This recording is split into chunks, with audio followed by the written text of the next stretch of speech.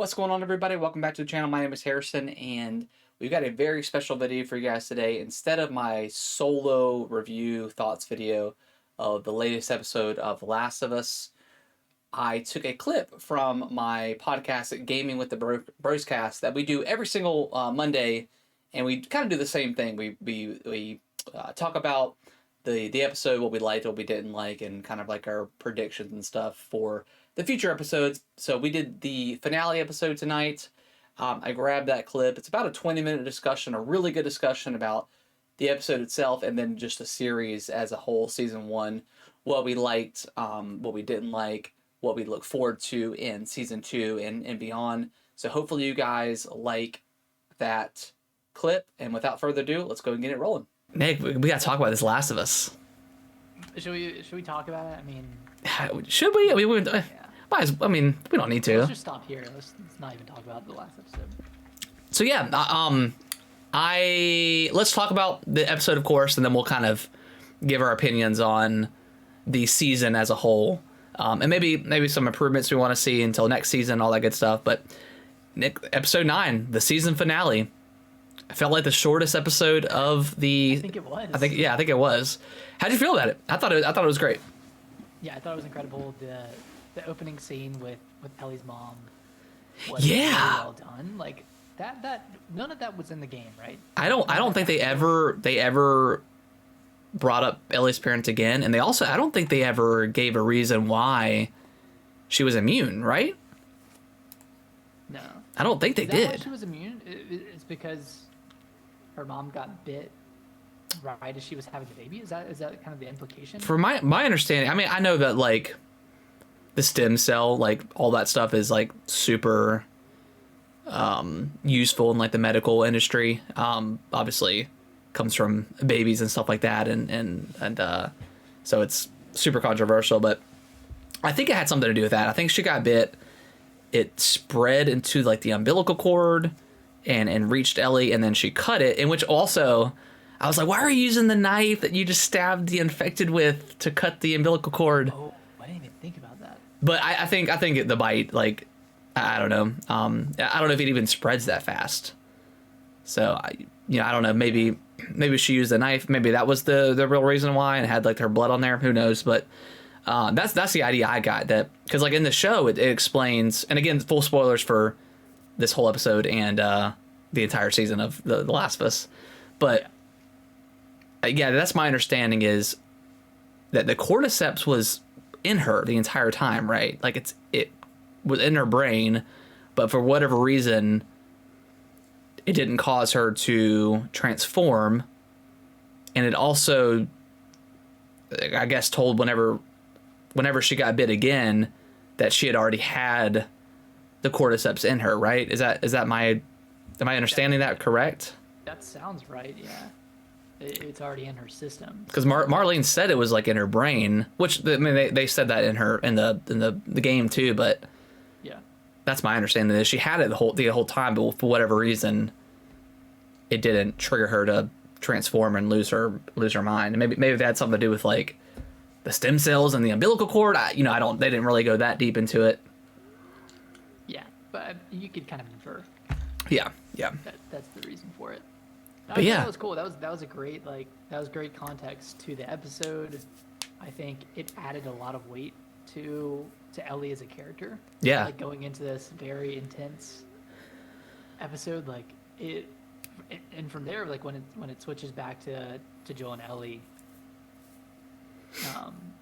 you kind of immediately see the weight of episode 8. Oh yeah, it's all of her with David. Yeah, because now Joel is full on dad mode and accepted her as his own, and he's tried to talk to her the entire time, and just they just did like a 180 of each other, and she's the quiet one and he's the talkative one.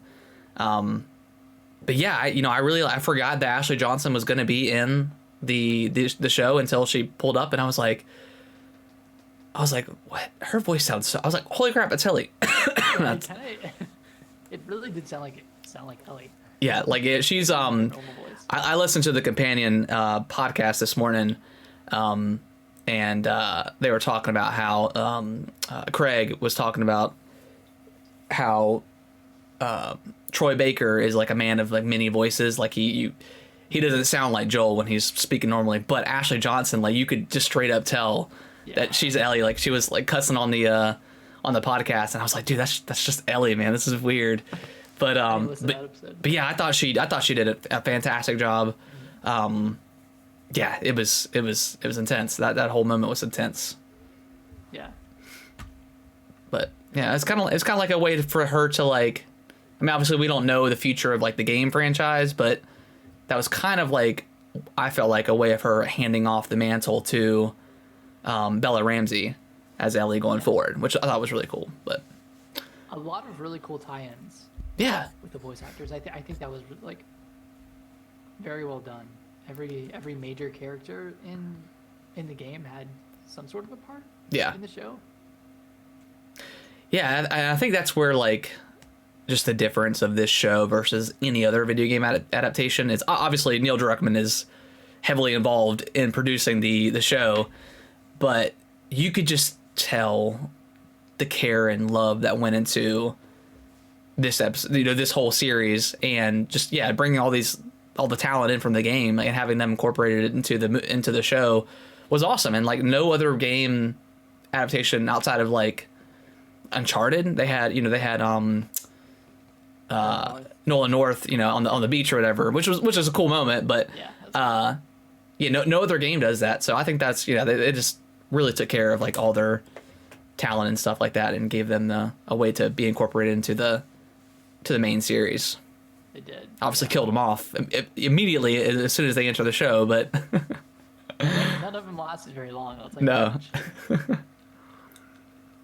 no. And then the famous giraffe scene. Yeah. That was cool. That was a very sweet moment. I couldn't tell at first if it was like a CGI giraffe or a regular. They confirmed it was real. They confirmed it was a real giraffe. The backdrop was definitely CGI or green screen, but because I was wondering the same thing until the giraffe lake's tongue came out and grabbed like a little plant, and I was like, I think that's real.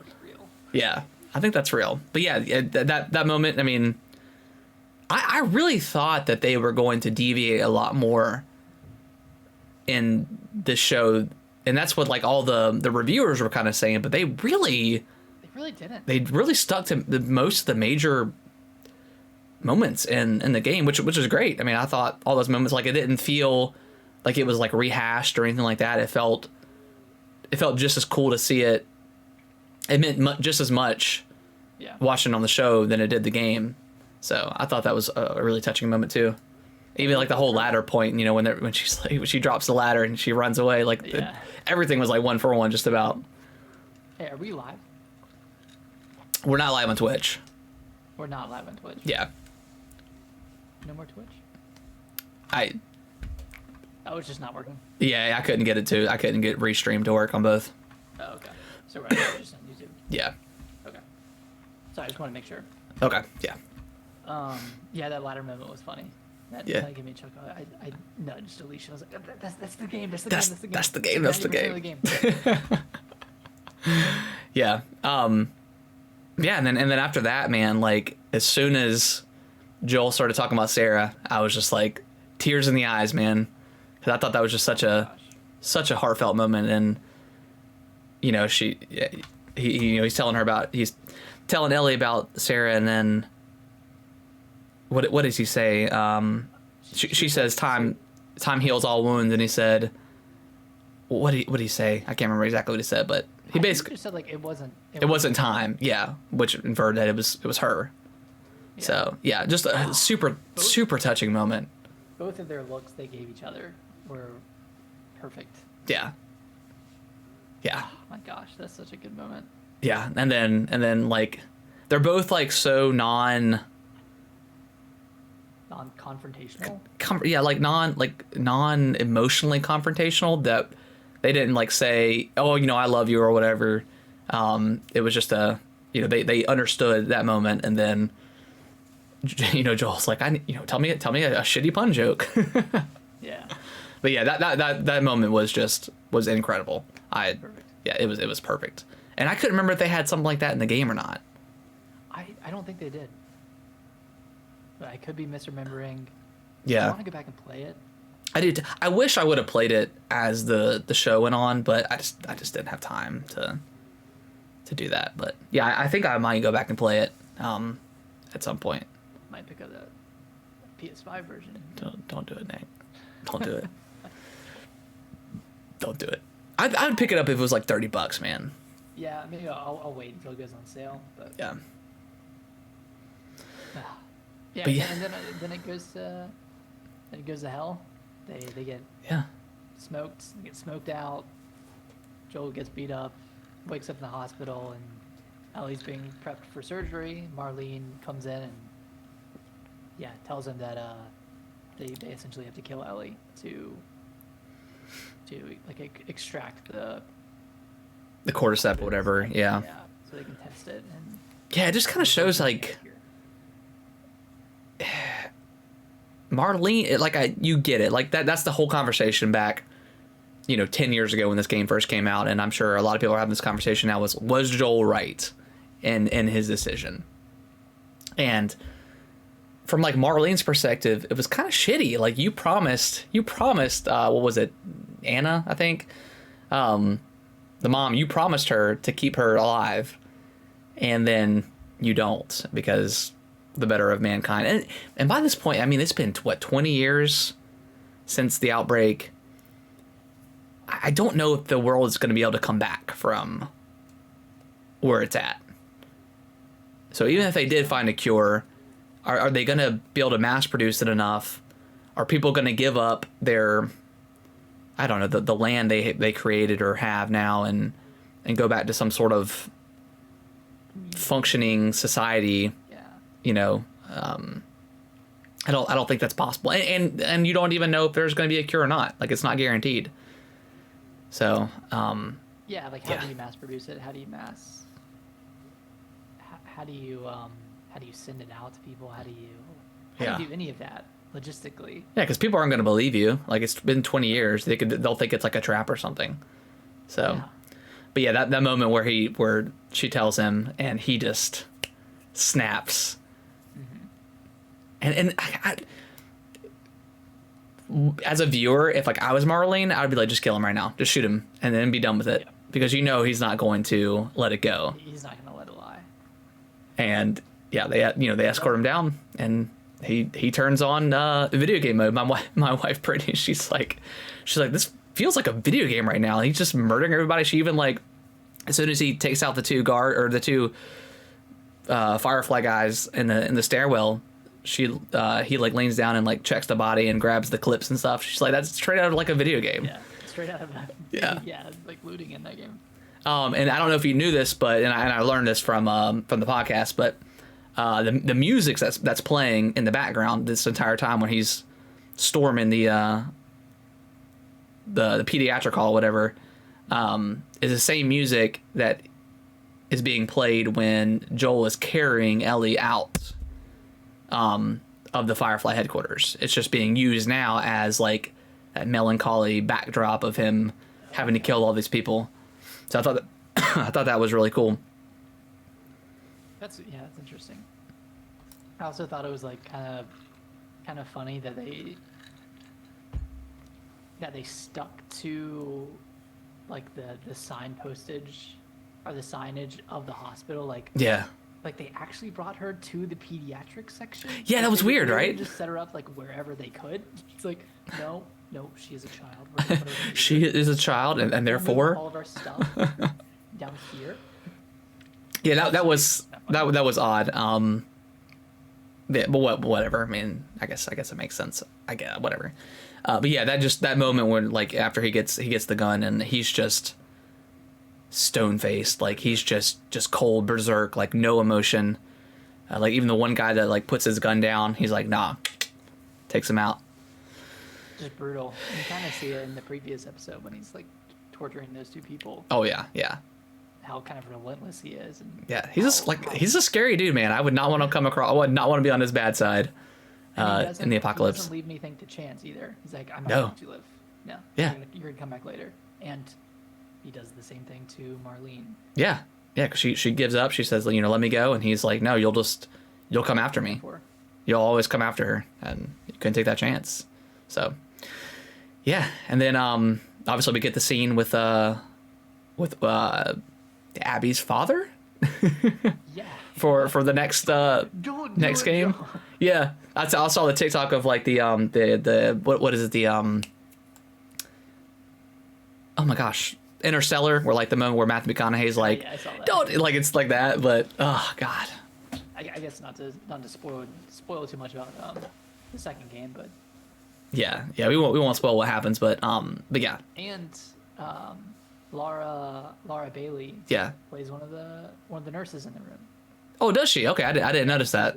The voice of Abby. Yeah. Okay. Well, there's a part that if you whenever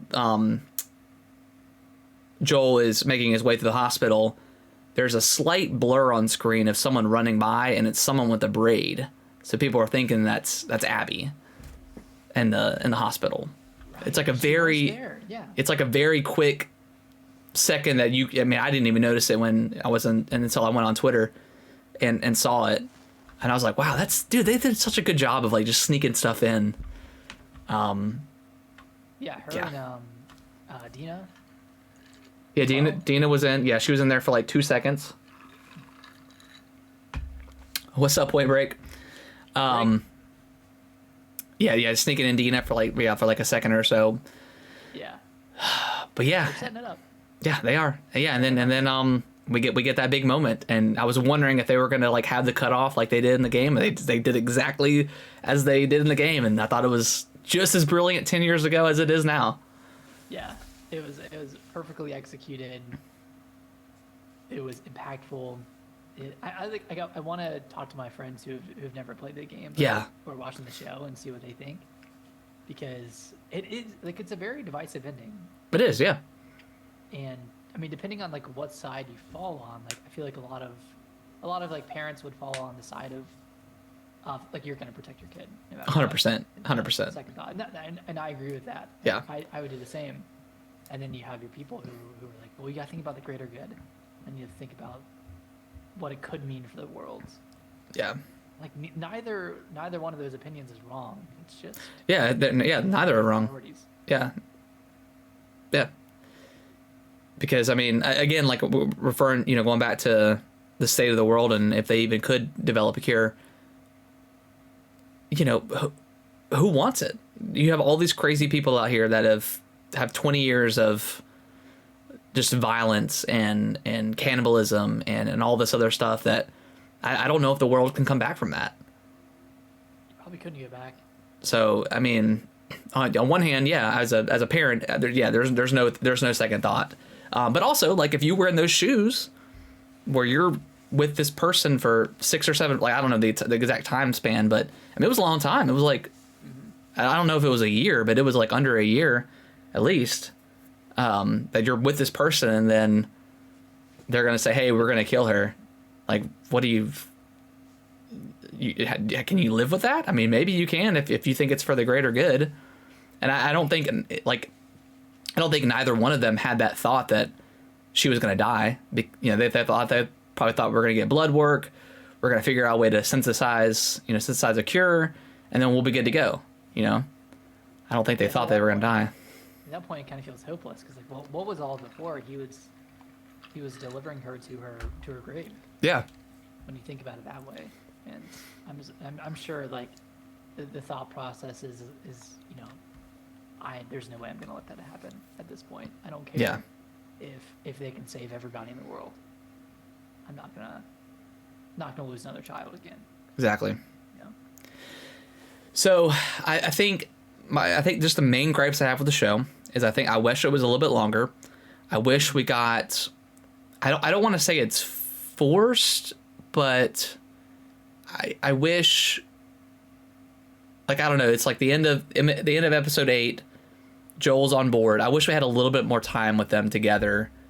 I mean, obviously they've been bonding this entire time, but I wish we had just a little bit more of bonding time as they've like fully accepted their kind of roles to each other and that they need each other. You almost need like a filler episode. Yeah. I'm just traveling.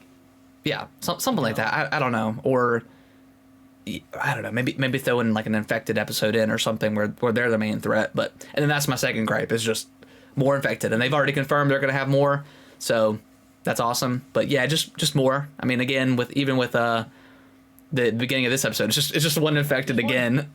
So that's only 3 episodes that have more than one infected. So that's crazy because I mean, obviously in the game, I mean, you're killing hundreds and hundreds by the end of it, and it makes sense in the game wise, but yeah, I wish there was just a little bit more infected because they're obviously a huge threat and they're like an unstoppable force, and it would have been nice to see them on screen because I thought like the costume design for them was incredible. Yeah, it was stellar. Yeah. And I mean, part 2, whatever they do, it's gonna have more infected because a lot of the story beats in that game rely on infected. Yeah. They like come from the infected, whereas in the first game, it's all the story beats are with the people. Yeah. Or with human interaction. So I think we'll see a lot more. Yeah. But I mean, overall, I thought the season was so good. I thought it was excellent. I thoroughly enjoyed every episode. Yeah. Even the ones that were a little bit slower, and I can only think of 2 off the top of my head that are kind of lesser episodes, that being episode 4 and episode 7. Yep. But I do wish it was longer. I wish it was like a 12 episode season, or even just a 10 episode season. Like it needed more Joel and Ellie. Yeah, or like, and I hope that they explore that in season 2. Like maybe we just get like a one-off like side mission style. You know, we gotta do some raids or something. We gotta get some supplies, something like that. I wish they would have had like an episode like that in this, but I mean, it is what it is. But it's still, the series was still fantastic. And I can't wait for season 2 and whatever they do beyond. Yeah, it probably won't be like until 2024. Yeah, probably. And I want to see more like pre-apocalypse stuff too. Like that was some of my favorite moments in the show. Was just with the doctor talking about the cordyceps, and she said, "Well, you bomb the city. It's too late. Let me go home with my family." Like that was so intense. I know. It was so good. I guess they only did it for the first 2 episodes, right? Yeah, it was just the first 2. Yep. But yeah, I thought the whole series was fantastic. Again, very, very minor complaints. Just I wanted more. I mean, if that's a complaint, then yeah, it's a good complaint to have. And then just more infected next go around. I want to see more on screen because episode 5 was incredible with how many they put on screen. Yeah, so it was. Any last thoughts? Can't wait for more. Yeah, can't wait for more. All right, guys. Well, there you have it. That was the clip from my podcast. If you guys haven't listened to my podcast yet, please go ahead and do so. Again, it's Gaming with the Broscast. It's on all major podcasting platforms. I do that every Monday with my brother Nick. We stream it on this channel and on our Twitch channel. And we always have really great discussions about news and stuff like that. So hopefully you guys enjoyed the clip. We had a lot of fun talking about The Last of Us. It's such a great series, obviously. So we're looking forward to to season 2 and all that great stuff. So hope you guys like this video. Give it a thumbs up. It's much appreciated. And I will see you guys in the next video. And also, I know I'm like waving my hands and stuff. I love this perspective. This is the first video I've done where I'm standing up. I had the capability the entire time. My camera arm does raise, so I might shoot a lot more videos in this perspective. So let me know what you guys think. If you've seen my other videos, if you guys enjoy this a little bit more, that'd be awesome. All right, guys, I'll see you on the next video. Thank y'all so much for watching this video. I really appreciate it. Consider subscribing to the channel. I'll let YouTube algorithm pick one of my videos below for you guys to watch. Give it a click, and I hope you enjoy, and I will see you in the next video.